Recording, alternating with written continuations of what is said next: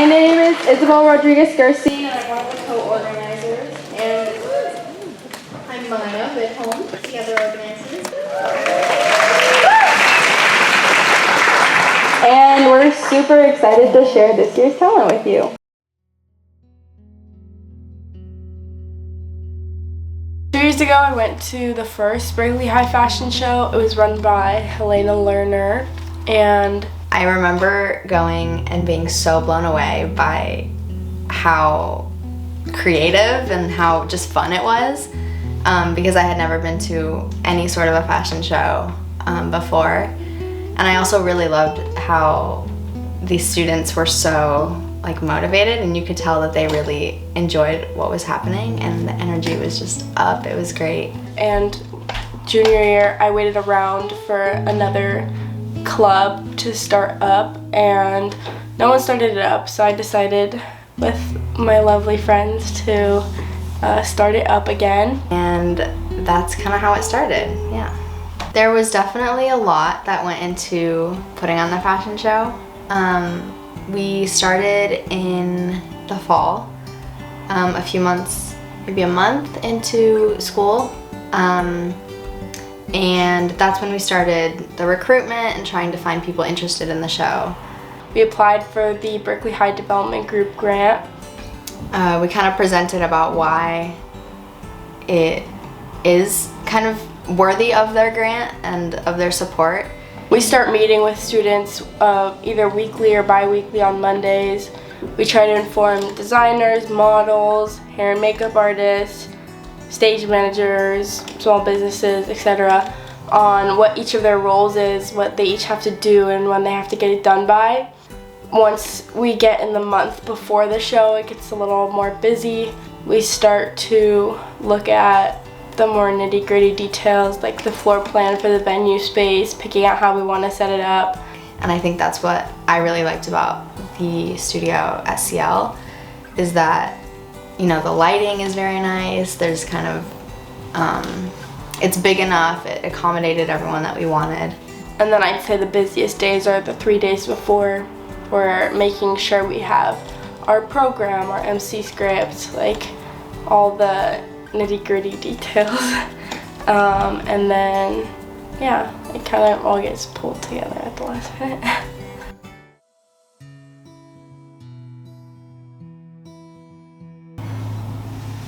I think for me personally, making a piece of clothing I kind of just let it take me. I don't really set a strict plan for how I want it to go. I kind of just let it go however it feels right. For me, I try to start with materials that I like, and then once I have the materials, I sketch what I want. I think in the past I tried to sketch and then find the materials, and I ended up disappointing myself because I couldn't find what I was looking for. So now I try the opposite. I'll usually take inspiration from an old garment and then use that as my base to then kind of alter. I kind of find it more fun to see like a transformation between like a tank top, how it was when I got it, and then how I changed it. I probably re-sew stuff like 4 or 5 times because the first few times it doesn't fit my model. Once I have the base of an outfit and I know that it fits them, I add decorations because that's easier to put on later. And it's a lot of like trial and error. I think if I was in a class or something, it'd be easier, but a lot of it I have to figure out on my own. In our club, we encourage students as much as possible to use sustainable resources to create their designs. And we tried to make it very clear that like our mission and the mission of the show was to be sustainable. And with that, we meant that we want people to be as conscious of how they're making their clothes as possible. So whether that be using an old garment, maybe an old t-shirt, old pair of pants, or buying something from the thrift store.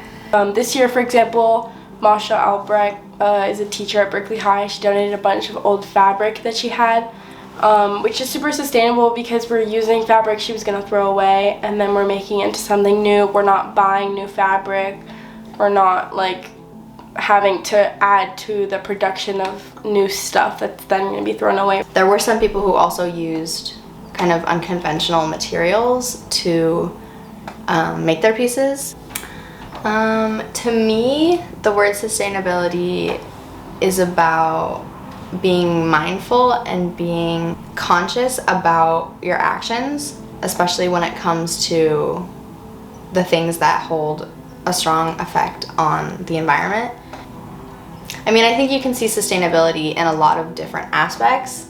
You know, sustainability is recycling and composting, and it's also, in terms of fashion, reusing, reworking clothes, buying secondhand. So yeah, to me, it's definitely the conscious effort of knowing your impact when you're not being sustainable, and then how your actions do make a difference into, like, you know, how it plays into the rest of the world. I do think clothing is art. I think that even, I guess from a clothing design perspective, there's so many different things that you can do with a shirt, let's say, or with pants. Like, you will find thousands of different kinds of, whether it be like a pattern or form. Fast fashion, to me, it sometimes takes away from the art of clothing because there's no individuality to it.